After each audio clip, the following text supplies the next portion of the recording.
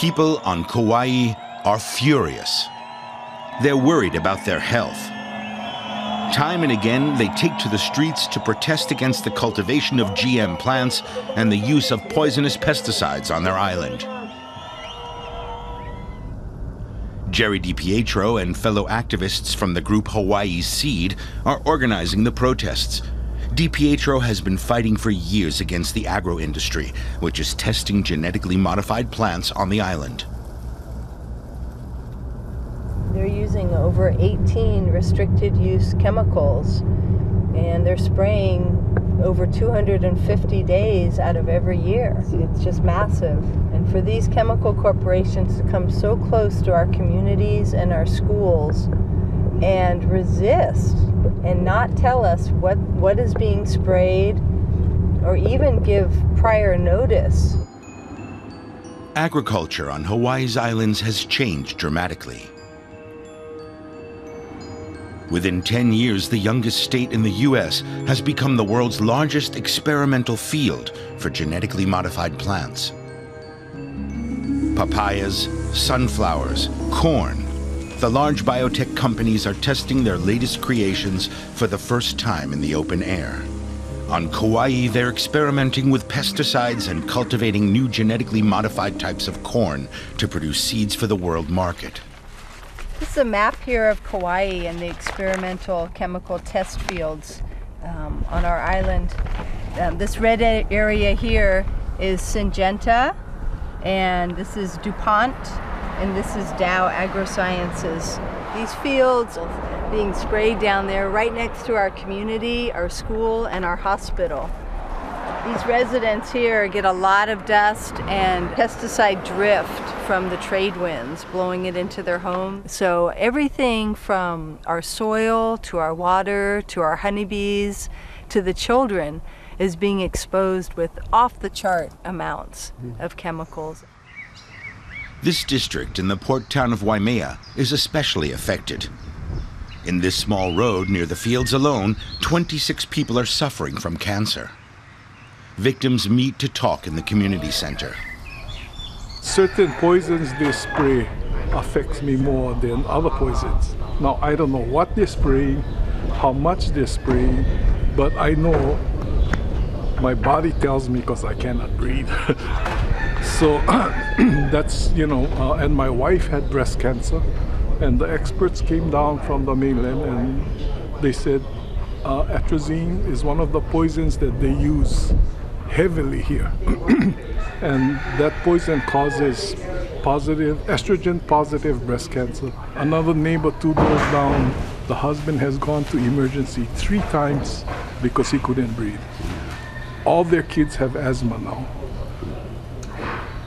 My neighbor behind me just died of colon cancer. I mean, it's so many people in the neighborhood, unusually high rates of cancer. The protests on Kauai are becoming louder. In November of last year, they found a sympathetic ear. Local politicians passed a new bill for the island. Larger pesticide-free buffer zones around residential areas. And most important, disclosure of the pesticides used. The bill is set to come into effect in August. Councillor Gary Hooser now plans to rein in the large biotech companies. They misrepresented the facts to me personally and directly. I would ask them, what are you spraying in your fields? And they would say, we're only spraying what every other farmer sprays. And I did investigation and found out that's not true. They're using over 22 different restricted use pesticides. They're using tons and tons of it. And they would say we're not experimenting with pesticides, and I'd find out that they are experimenting with pesticides. Part of the new legislation also requires a study into the effects of the sprays on local residents' health. But the bill hasn't come into effect yet. And seed companies have filed a lawsuit challenging its legality. They're afraid the entire issue could strengthen opponents of green gene technology.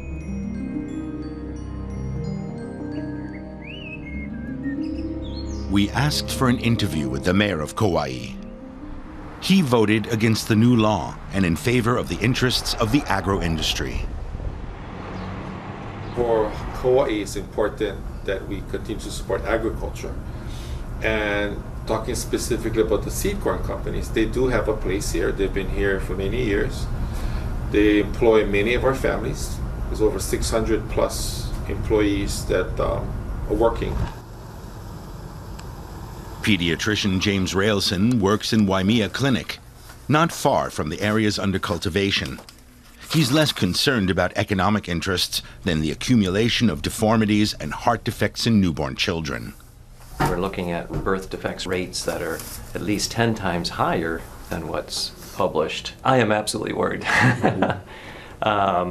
I mean, these are chemicals that we all know are toxic. We all know they're deadly in high enough amounts. I mean, many of the chemicals are organophosphates. They're, I like to tell people it's chemically pretty much the same stuff as was used in Syria in their recent civil war. Much smaller concentrations, of course, but not knowing, how much the children, the families are being exposed to, you just can't not question, the safety. And I just don't feel like we have enough information to know whether there's safe use or not. At DuPont Pioneer, we repeatedly tried to get an interview. We would like to ask for an interview with Pioneer. All they would give us is a telephone number to make an appointment. We phoned the number we've been given. Once again, no one answers. At Dow Chemical, we asked for weeks for an appointment, but were told there were scheduling difficulties. The seed industry is stonewalling. Not one representative was willing to speak on camera. These chemical companies say that their permits come from the federal level and that they have every right to be here and that they have every right to spray whatever they want without telling us a thing. The crop sprayers are moving out again. Only if the new bill really comes into effect this summer will anything change on Kauai.